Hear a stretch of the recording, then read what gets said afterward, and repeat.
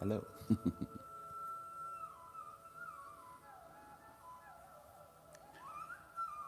Hello, everyone, and welcome. Figuring out my camera position here.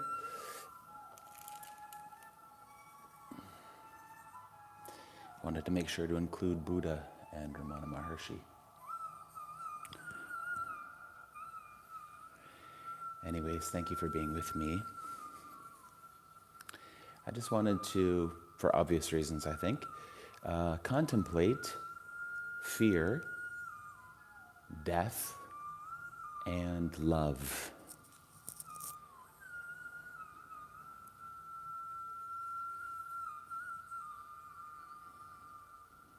So before I begin with that contemplation, I would just like to begin with a little bit of chanting, just to create a vibe, so to speak. And I've got some wonderful music going on here in the background. I'm going to add to it.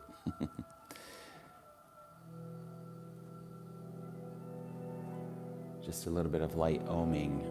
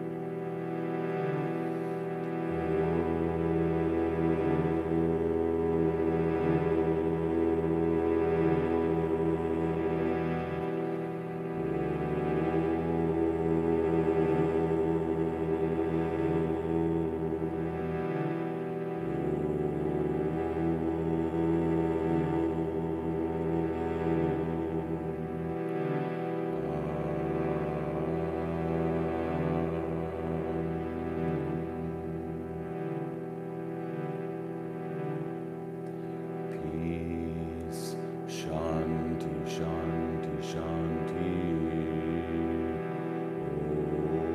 Om, peace, peace, peace.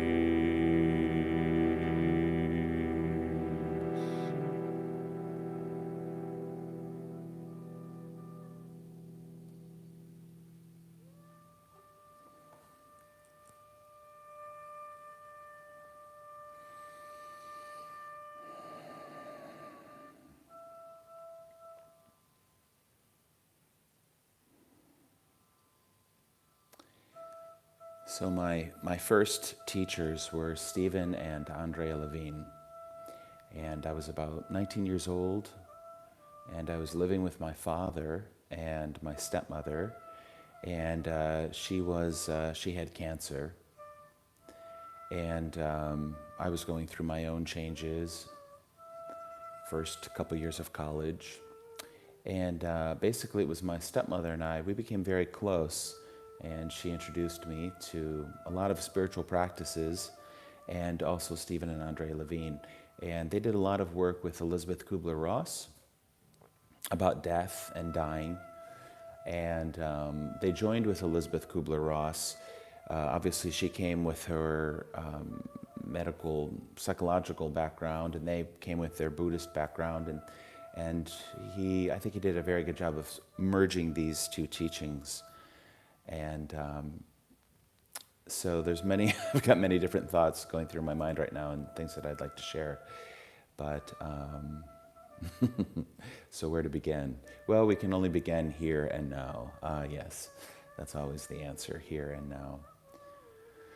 So I won't try to worry about organizing my thoughts or putting things in order. I'm just going to share different ideas, and this is what contemplation is to me. It's sitting, right? I know there's a lot of fear in the environment right now, and in my mind, the best thing to do is to sit with it and to acknowledge it. Stephen and Andrea Levine used to say, if you want to get out of something, you have to go through it, actually. You have to embrace it in order to let it go. It doesn't really help to be in denial of anything, an issue or fear. It doesn't really help to be magical thinking, wishing things away. I believe the more, I want to say mature, but that sounds a little bit judgmental. But I think the healthiest thing and the most helpful and skillful thing is just to sit with these things. Stephen and Andrea, I'll probably quote them a lot today. They dealt a lot with heavy emotions. This was in the 80s and 90s when people were first getting AIDS, and they did a lot of work with people. A lot of people who were dealing with AIDS and also cancer and basically death and dying. And what they came to realize very soon was that the amount of fear that people had about death could usually be equated to their fear of life. And so what they saw were some common themes, basically, and a lot of it had to do with control. A lot of it was about control, which is very normal, very human. We want to control our experience. Why? Because we want pleasure and we don't want pain. And that might sound like an oversimplification, and maybe it is. But basically, if you look at your life, mostly you're doing things that are bringing you pleasure. Everybody wants to be happy and peaceful and successful. There's all kinds of ways to define or describe this pleasure. And we don't want to get sick. We don't want to die. We don't want to feel pain and things like that. So this is sort of it looks like duality, right? We've got pain and pleasure and pain and pleasure. But what we come to see is they're just two sides of the one coin. And that is the experience of being a human being, is that there's pain and pleasure. Each moment is changing into the next moment. This moment we might love. Oh, this is such a good moment. Such a good moment. And then the next moment, there's something that brings discomfort, or fear, or suffering, or some kind of pain. So, Stephen and Andrea, they used to talk about different kinds of pain, the loss of a child. Whew.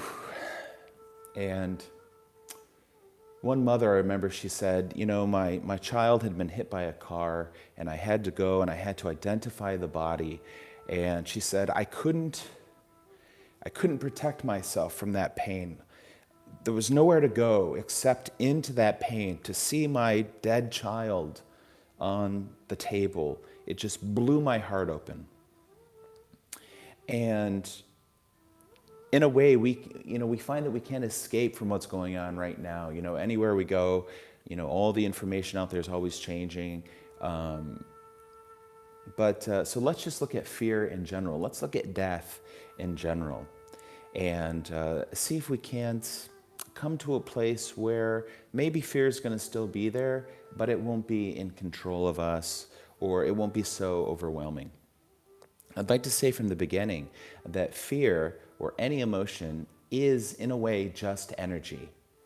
If you want to get really metaphysical, we could say, of course, the entire universe is only energy.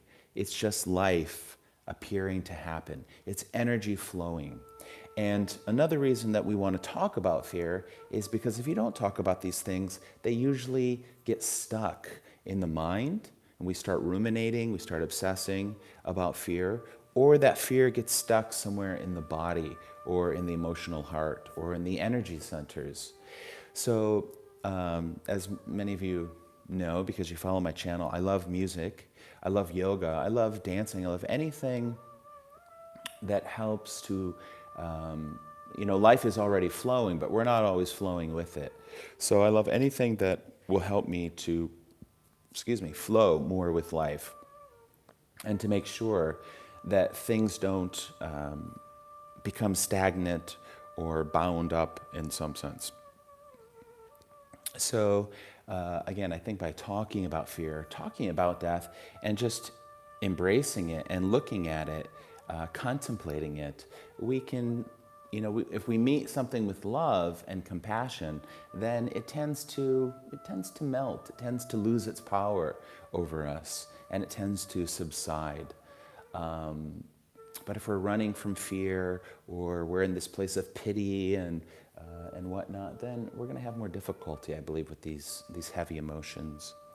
So I don't want to talk too much. I really want to meditate. I want to contemplate, and I just want to consider different things and really just ask questions for myself and for you if you'd like to partake in this journey.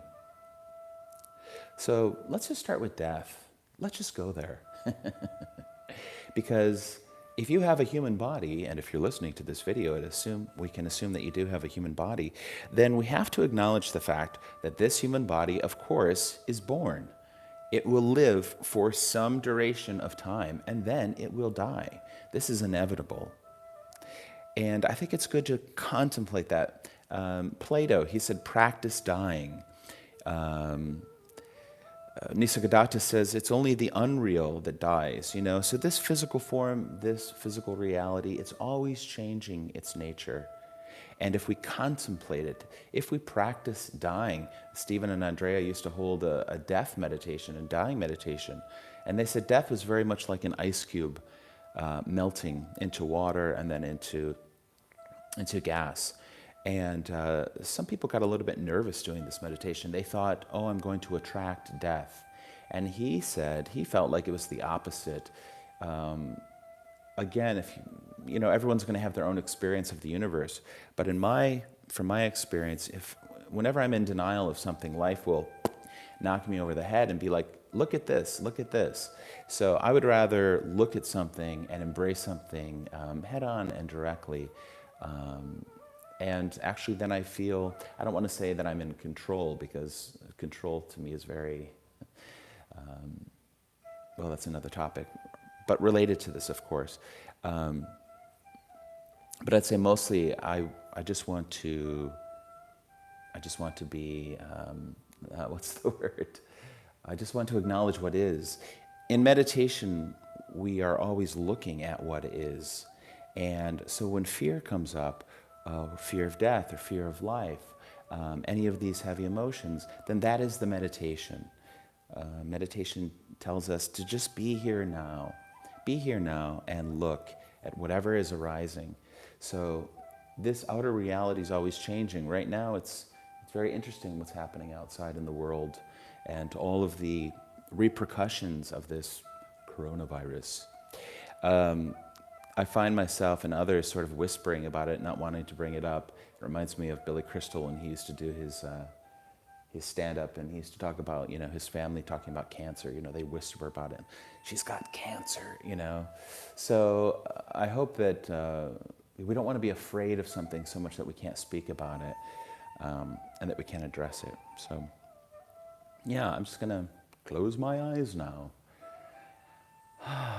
And I'm going to realize that this body is going to die. This body was born, this body will live, and this body will die. It's inevitable. It's going to happen.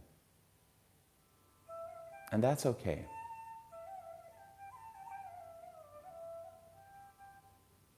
Either life ends at death or life continues after death. We don't really know, and we won't know until we get to that moment. But all of my teachers, like Ramana Maharshi and Nisargadatta Maharaj, they all say that life is eternal, life is timeless, that your essential nature is this timeless beingness or awareness, isness. So also something we want to consider while we're sitting here is our identity. How do we identify ourselves? Are we the body? Are we the mind? Are we a thought? Are we a feeling, a sensation? Are we awareness? Are we the witness watching this dance of Shiva?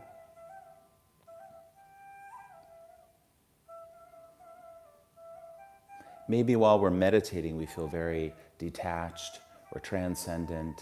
We feel like I am the observer, I am the awareness. But then when pain comes, when an illness comes, then maybe we contract back into the body and back into the world of physicality and fear. Again, if you have a body, it's going to be very natural that you're going to want to protect that body. And if you have children, you're going to want to, of course, protect your children and their bodies. Be careful, children. Pay attention. Look both ways before you cross the street. There's so many things out there that are potential problems for the body that can bring pain and, of course, that can bring illness or death.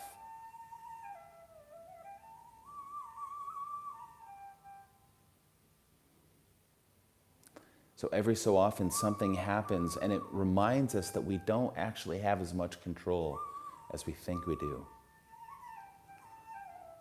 And again, I think it's helpful to acknowledge that, to see how life has its own momentum. Life is just unfolding all by itself.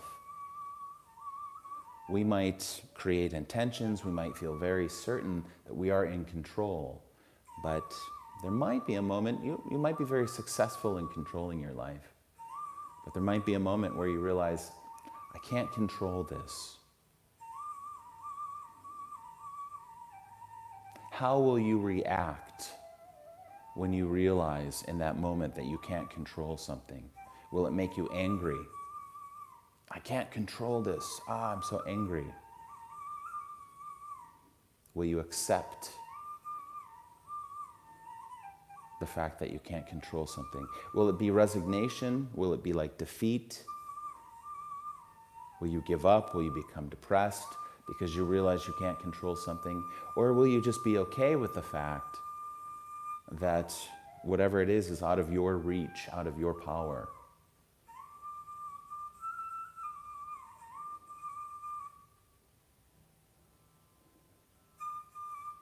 Death is really about the unknown. The body dies, and then we don't know what that next moment's going to be. And that can create fear. What is that next moment going to be? And again, we can have the same fear about life. This moment seems okay, but what about the next moment? Can I control my surroundings so that I don't have to be afraid, so that I don't have to, well, we think that if we control everything, then in a sense, we know what's going to happen in the next moment because we're going to create it. We're going to be in control of it.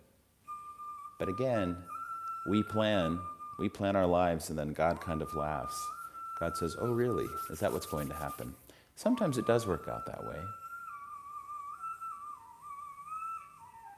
And sometimes it doesn't. How about our bellies? Stephen and Andrea Levine used to do a lot of soft belly meditations. And they said this was an excellent biofeedback measurement tool to see how much we're holding on to life, holding on to fear. Are we soft? Are we flowing through life? Or are we rigid and fearful and controlling?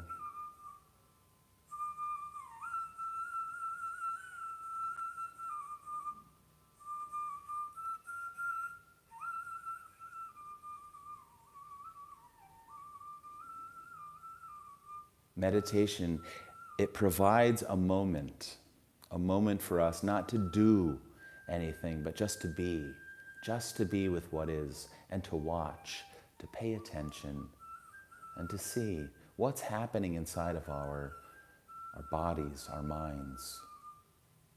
What's happening inside of this organism? Is there fear?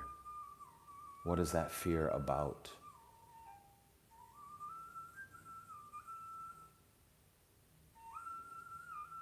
And by meeting fear with love and compassion, again, this is how we dissipate the powers and the effect of fear. We say, okay, fear, come. I don't know if it was Rumi or Kabir, but there's a poem basically about letting all the demons come in and inviting them for tea. Whatever those demons are, rage or anger or fear or terror, allowing them in actually, not being afraid of them, and having them sit and listening to them. What are they saying? It's only when we believe the voices of fear that we start to stress and we start to get caught up in that fearful energy. So it can even be a spiritual practice to say, okay, fear, come at me. Let's see what you have to say. Give me all the fears. This could be about just general life, daily activities, something at work, interaction with friends or people, or it could be illness and death or poverty. It could be anything. Let the voices come in. Listen to them. Not follow them, not believe them. That's something else. But just hear them. Don't be in denial. I think this is why some people have problems with meditation, because they're trying to control, again, the mind. And they're trying to have only happy thoughts and only positive thoughts. And that's not really how the mind works. The mind is a cacophony of sound and feelings and reactions and memories and conditioning. There's so much happening in the human brain. Again, in meditation, we can just sit and be. And just watch it all flow. Watch it all change. It changes all by itself, actually, especially if you're not controlling it, if you're just watching.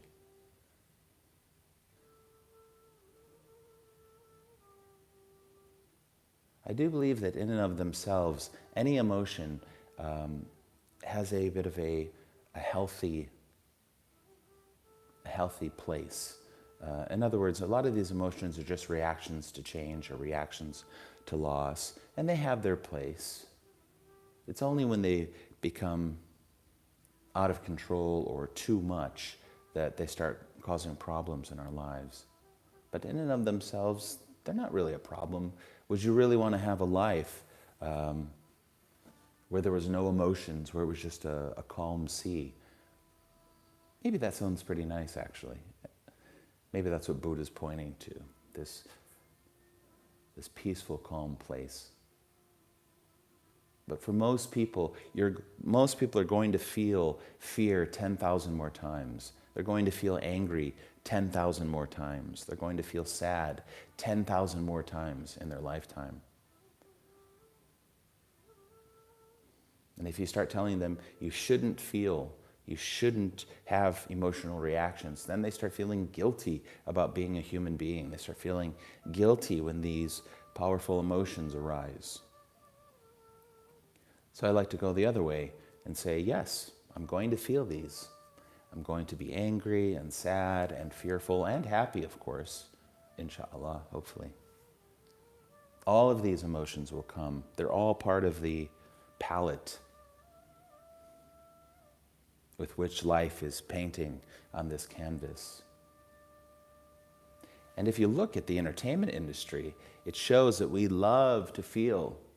We love to feel. We go to the movies. We spend so much money on movies and Netflix and YouTube videos and music, and we love this passion of life. We love all of the emotions. We love the drama. We love the story of life.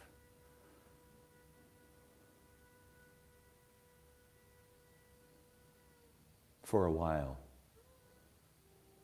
And then there maybe a moment comes where we're done with some of the stories. We're done with the drama.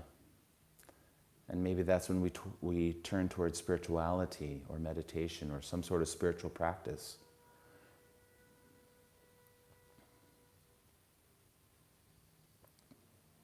And then we say, you know what? Sitting like the Buddha, hey, this feels pretty good.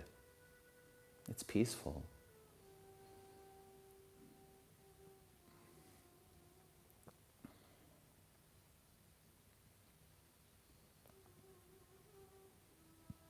And as we meditate, perhaps the question that Ramana Maharshi asked, it arises naturally from the heart. Who am I? Who am I? Who is this me that is feeling all of these feelings? Who is afraid? And why is that person afraid? Am I that person that is afraid? Am I this story that's going on in my mind? Nisargadatta Maharaj would say, no, you are not this person. You are not what you think yourself to be. You are not what you imagine yourself to be. When the Buddha woke up, when he was enlightened, the first thing it is said that he said, image maker, I have seen you, and you shall make no more images. He realized that the mind was creating the fear. The mind was creating the story of fear. The mind was creating the ego.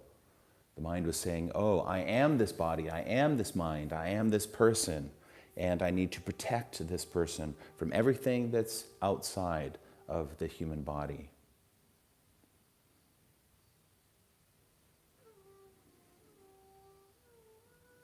These days, we don't just protect the physical body, we protect, we have our online presence, we have our Instagram, our Snapchat, our virtual reality, basically. And we have that ego. We have a spiritual ego. We have a work ego. We have a friend ego. There's all these images, personalities, masks that we're wearing.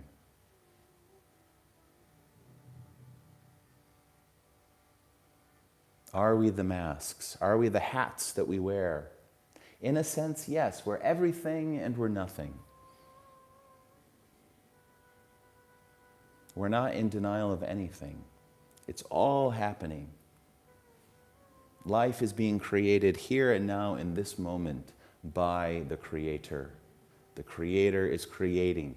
The Creator is expressing life through each of these 7 billion human beings and all of nature as well. It's a powerful universe. It's an omnipresent God. It's an amazing absolute being. It's intelligence and creativity, and it's unfolding and unfolding. Where? When? Here and now. It's happening here and now. And maybe for you, it's fear that's arising. Or maybe not. Maybe it's love. Maybe it's anger or discomfort. Maybe it's physical pain or physical pleasure. So many possibilities, of course. Watch, pay attention, notice. Just be aware. Be the awareness that you are, watching the dance, watching the change.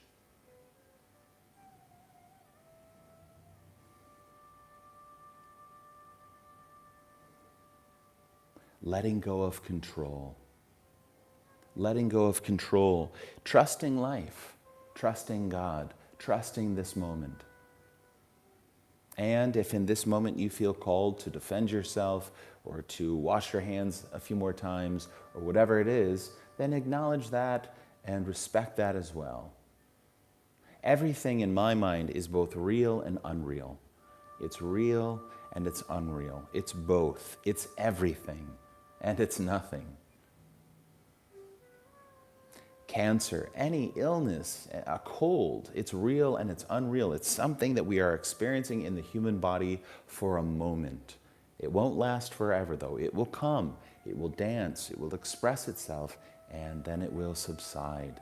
It will return to the nothingness from where it came. Even now, the everything is nothing. Everything is this energy. Everything is this consciousness. Can you focus on love?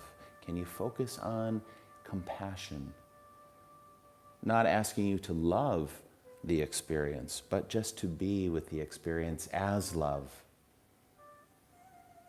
Holding the fear like it's your only child, calming that child, calming that fear, letting that fear express itself. Maybe you can't calm the fear, maybe you can't control the fear, just allowing it to be though, allowing it to have its own dance and allowing it to spin out all by itself.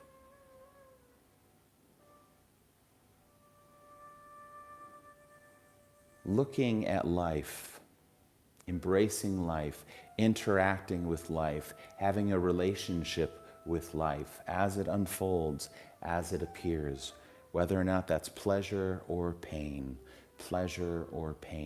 fear or happiness or sadness or love, joy or sorrow, letting it all be because it is. You see, it's already here. We're not creating this life. It's already happening. It's already expressing itself, and it has been, apparently, for a very long time.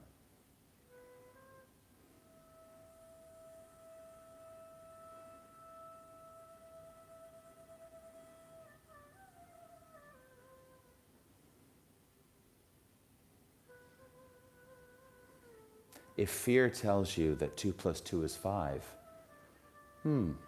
really? Is that so? You know that 2 plus 2 is 4. You don't have to argue with fear. You don't have to argue with the mind. If you fight with the mind, you'll fight forever, is what Adyashanti says. Allow the duality to exist. It looks like duality. Again, it's two sides of the same one coin. It's just a dance. That's why it's referred to as an illusion. It seems like duality, but it's actually the appearance of one, the appearance of nothing, appearing as everything.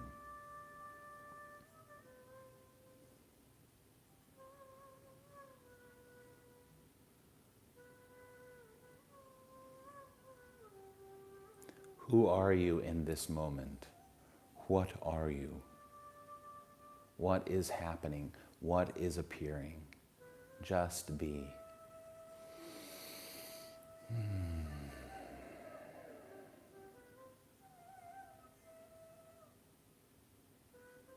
Something inside of you is never afraid. This fearless awareness. It's just watching the show, watching the drama, watching the change. It's not afraid because it's not a thing, actually. It's not a form. And because it's not a form, it doesn't have to protect itself. It can't be injured, it can't be touched, it can't be harmed. It is that essential, timeless, true nature. The spirit, the soul, the God essence, the Atman, call it whatever you would like, the nothing, the emptiness. The label doesn't matter. That's the essence, the suchness of what you are. The presence that is palpable. I am, life is, God is omnipresent. God is here and now. God is love. And I can never be separate from that love. The creation can never be separate from the Creator.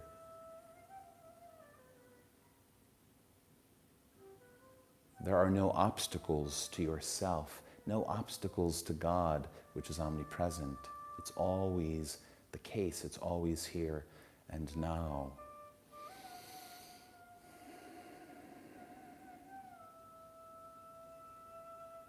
And we use these spiritual practices just to sort of gently tune in a little bit more, just to pay a little bit more attention, to bring a little bit more mindfulness to the moment, to look at the voices in the head, the fear, the worry, the concern, to give them their place. Yes, things can be scary, life can be scary, There's not just the disease, of course, there's all the economic and financial consequences that are happening.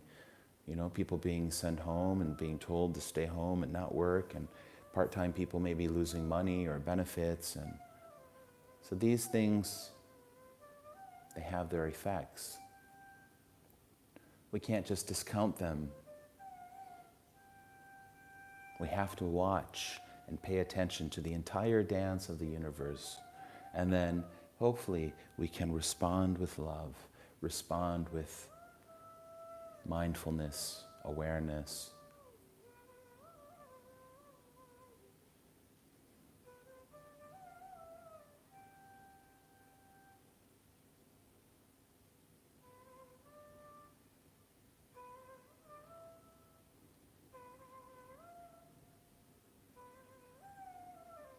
We can inhale peace and exhale peace as well, filling every cell and fiber of our beings with peace and love. When the fear comes in, transforming the fear like an alchemist, transforming it into love. The other side of fear is love. That fear that wants to protect the human body, on the other side of it is love. It's saying, I don't want to feel pain. I don't want to be sick. I don't want to die. I don't want to experience this discomfort. That's the voice of compassion as well. May all human beings be free of suffering. May all human beings be at peace. Again, make it personal. Make it about yourself or your children, your family, your friends, your loved ones, your community. I love you. I love you. I don't want you to be in pain.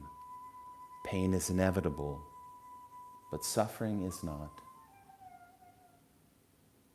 Suffering is more psychological. Suffering is more about the resistance to pain.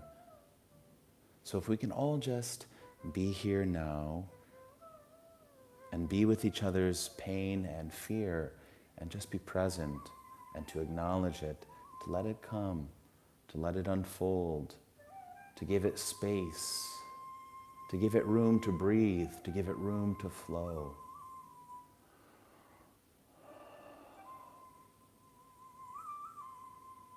Compassion and understanding, these are the two major principles of Buddhism. Once you understand, compassion naturally arises. They go hand in hand. It's okay to be afraid. It's okay not to be in control. And hopefully it will be okay to die when that moment comes. Now, that may sound a bit extreme. But again, there are many stories of people who are holding on to life for various reasons. But the journey of the soul is back home to the Creator, back home to God. This is a temporary vehicle, a temporary uniform, outfit, mask that we're wearing.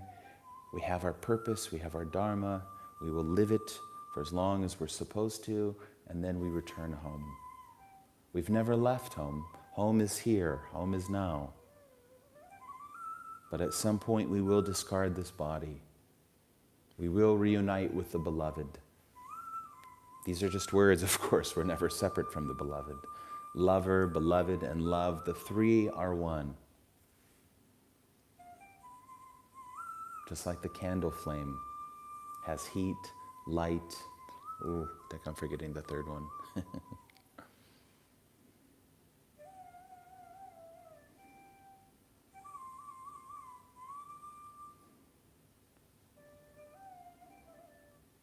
All of us are like a candle. Maybe we're a short candle, a long candle. This physical body has its own duration.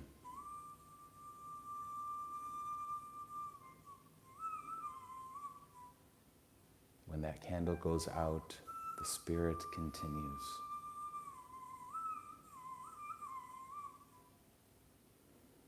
Timeless beingness, timeless awareness. Peace and love. Truth. Eternal and timeless. now. It's now. The absolute supreme reality is now. It's now. It's now. Life is pulsating now. You are pulsating now. You are radiating now. You are transmitting a vibration and a frequency now. Focus on love. Return to love if you can. Sometimes fear is very powerful. It's hard to muster up a sense of love or courage and compassion. Sometimes life does just sort of knock you down. That's okay too. Sometimes we get knocked down.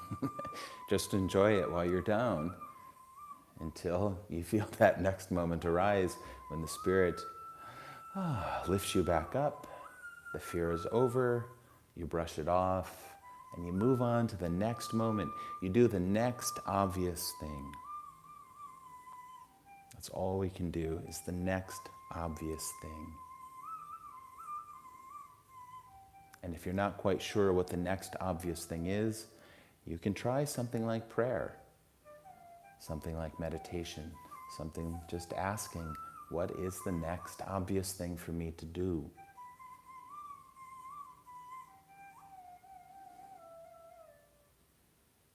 How can I stay in my heart? How can I stay connected to love and peace and compassion and mercy for myself and for all sentient beings everywhere, for myself and for all humanity, for my friends and my family and my loved ones? How can I share this love? How can I raise the vibration? How can I vibrate to love, as my friend Christina says? How can I match that frequency of love? And what does that mean?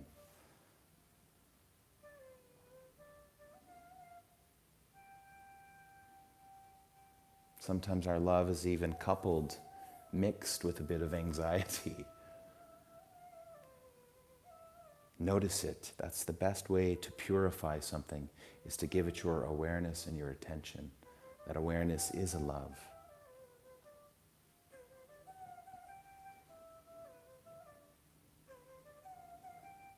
How can we continually come back to clarity, to real mindful, sober thinking?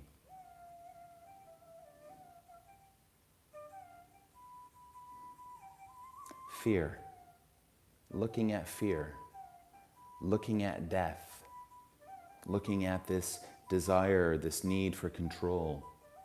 Let's say it's more of a desire for control than a need. And looking at love. Love is actually all around the fear. Love is actually what's looking at the fear. Fear is sort of interesting in a way. The illusion, Maya, it's sort of interesting in a way. Don't get sucked into it. Just sort of see its dance. And see, like the shadow. The shadow doesn't actually have any power. It doesn't even have any reality. The shadow can only be there when the sun is present. Fear can only be there really when we identify with the body and the mind. As soon as we say, I am this little encapsulated body, then fear, I need to protect it, I need to survive, I need to stay healthy, I need to stay well, I need to pay my bills, I need to go to work. I can't afford to be sick right now. I can't afford it.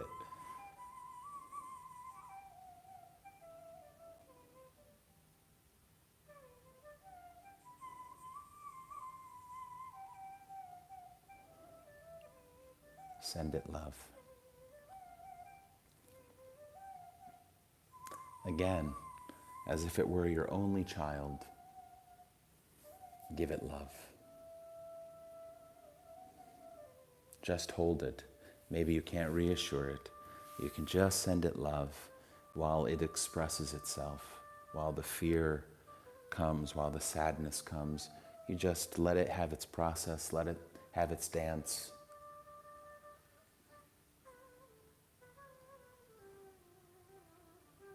All you can really do is send it love.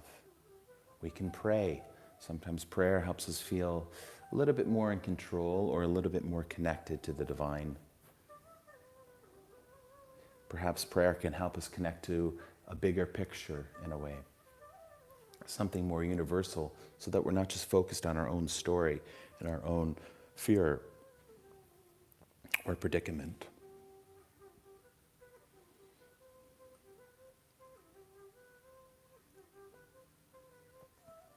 God, is there something I can learn from this?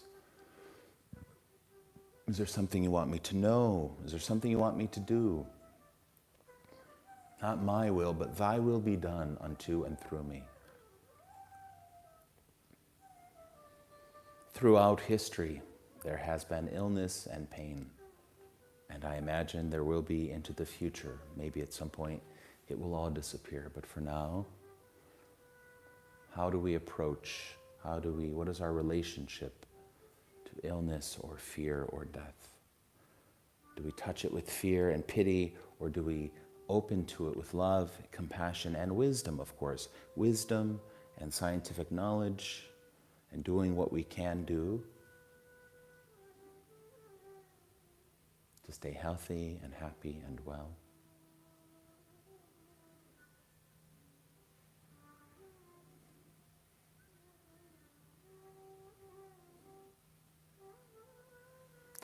So I'd like to end now with a chant. And this is a new chant that I've just learned recently. Sat Nam. Sat is truth, Nam is name. It's identifying with truth, that which is eternal and timeless, that which is not a form, not the body and the mind, although it could be as well, because again, it's both nothing and everything. Sat Nam, what is true? What is unchanging? What is eternal? Waheguru Ji, the beloved, the supreme, the absolute. I surrender to that which is greater than my little self. I surrender to that which is so much greater than any illness or fear or death. That which does not die, that which is real, that which is eternal, that which is pure, that which is sattvic, that love.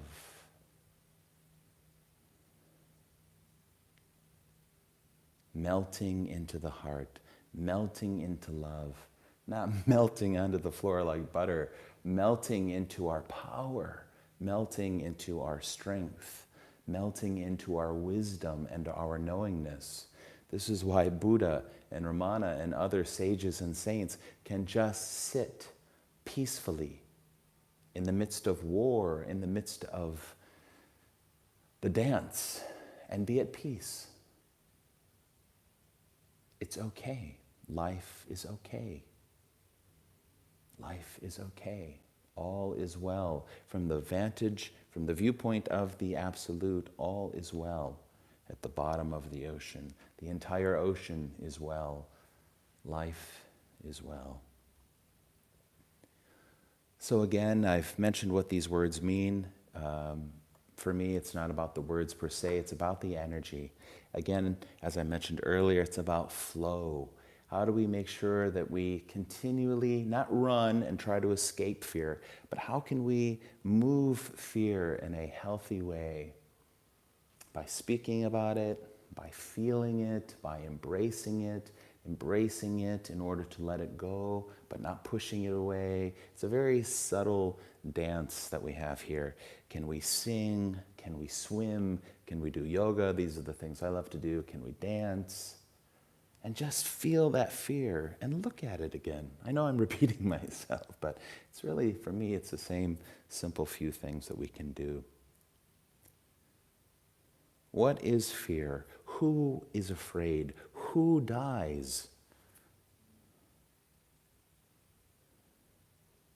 Can we die? The body, yes, the body will die. But are we the body?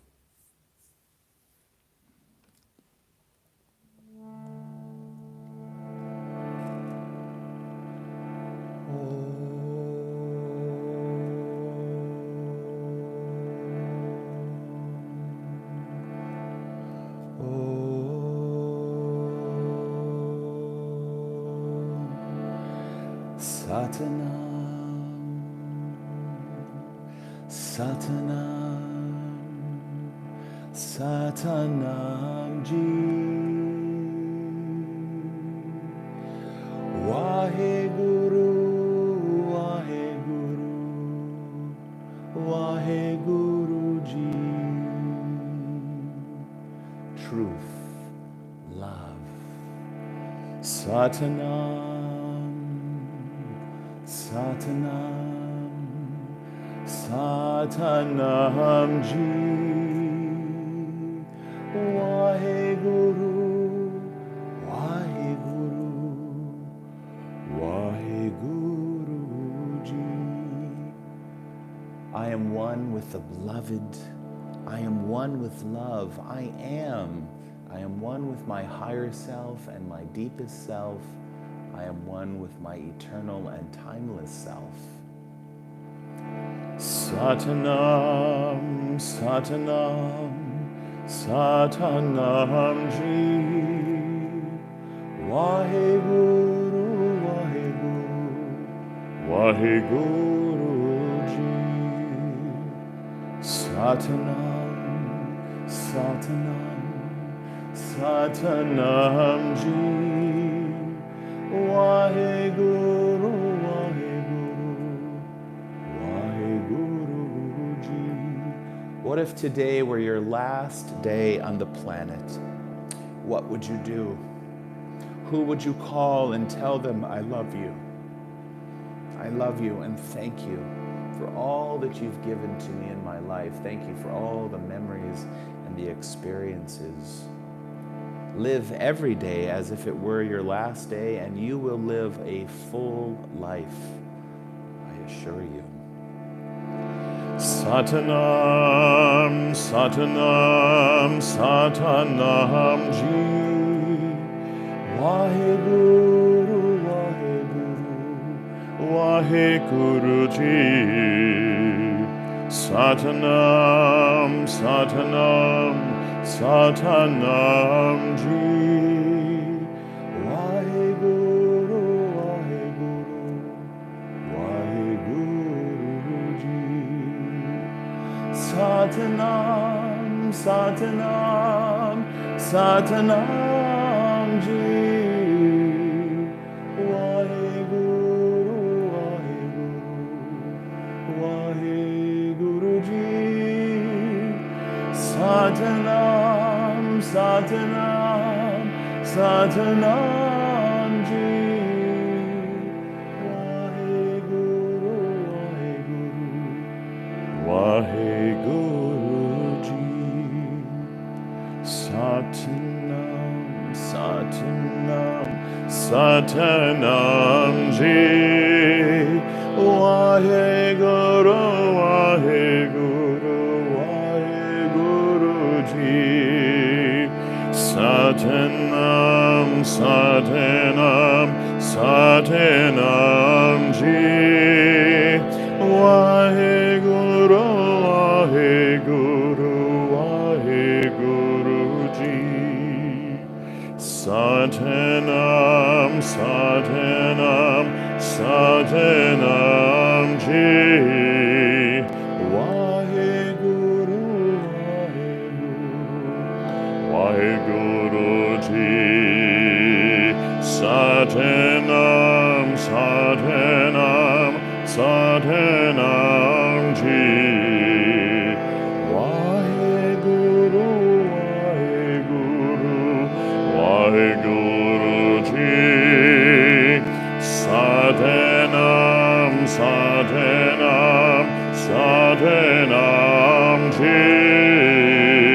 Waheguru, Waheguru, Waheguru Ji.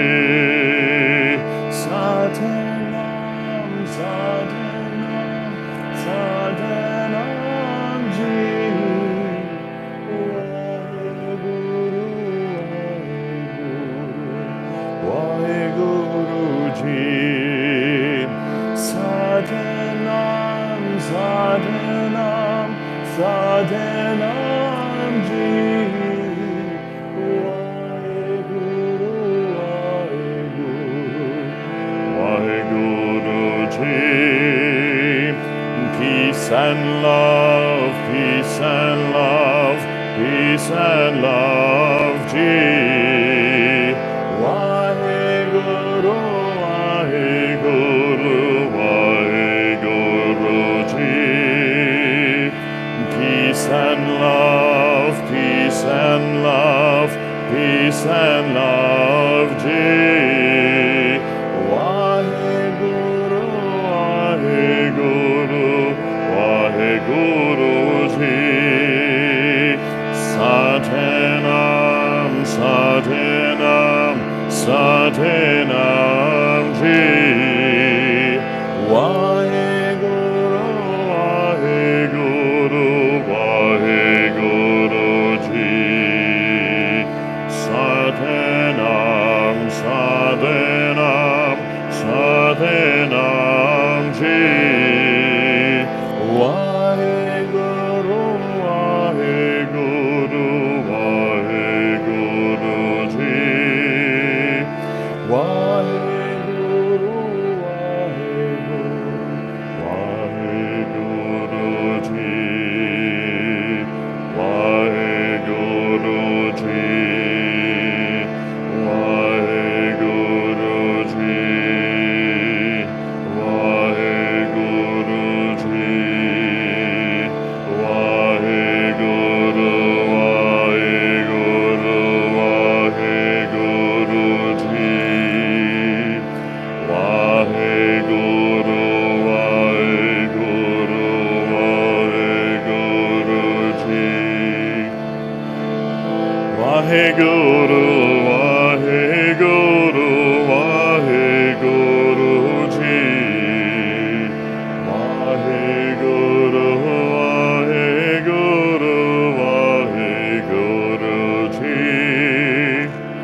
Satnam, Satnam, Satnam, Satnam, Satnam, Satnam, Satnam, Satnam, Satnam, Satnam, Satnam, Satnam, Satnam,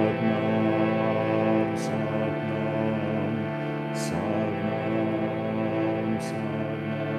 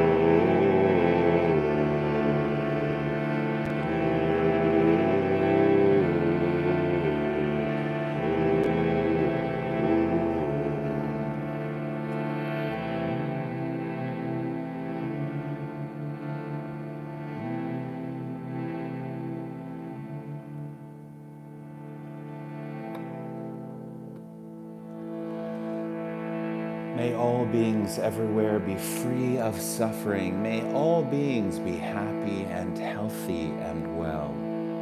Surrender all your fear to God.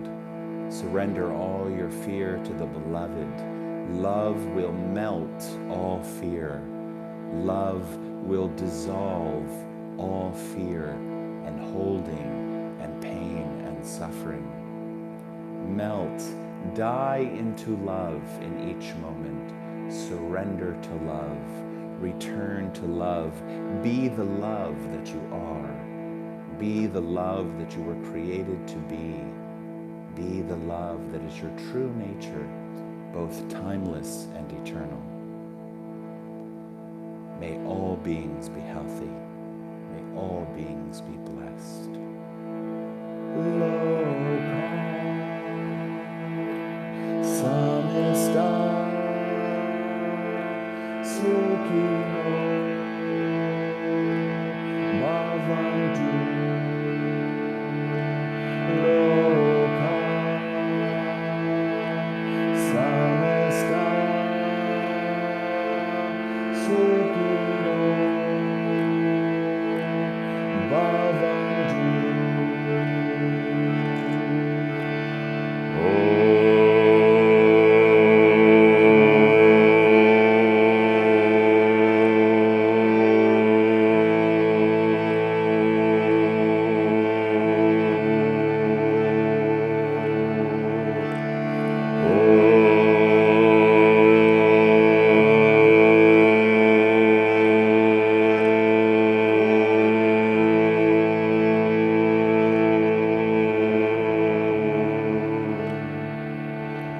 Loka samista sukhino bhavantu.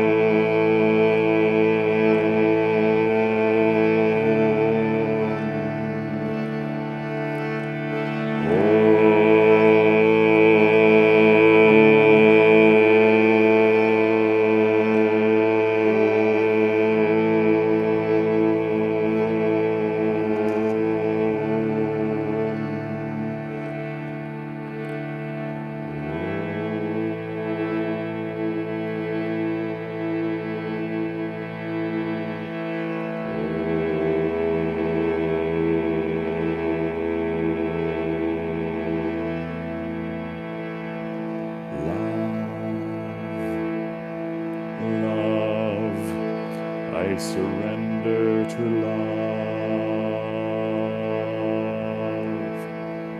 love, love. I surrender to love.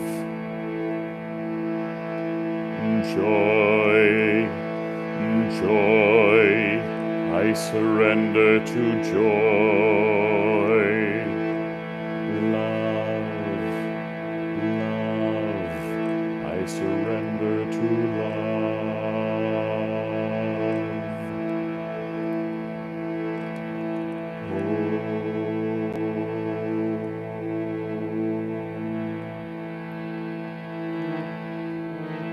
Shanti, Shanti,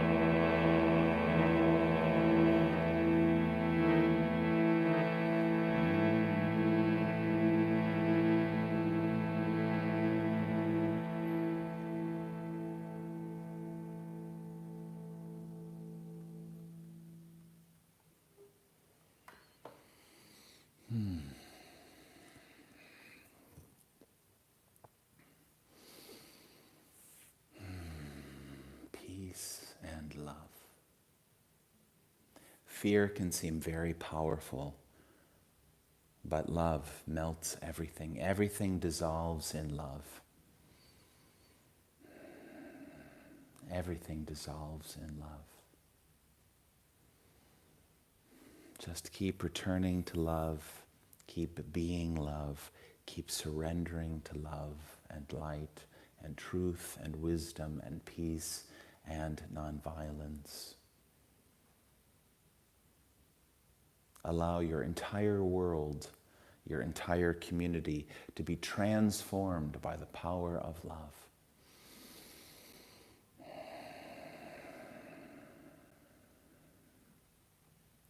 And remember your essence. Remember what you really are, beyond the body and beyond the mind. The essence of you, the essence, the suchness of your spirit and soul, of your awareness and beingness. Stay there, stay in the heart, and let everything else come and go. Let it have its dance. Don't try to control it. Let it come and go and be what you cannot not be. Peace and love. Peace and love.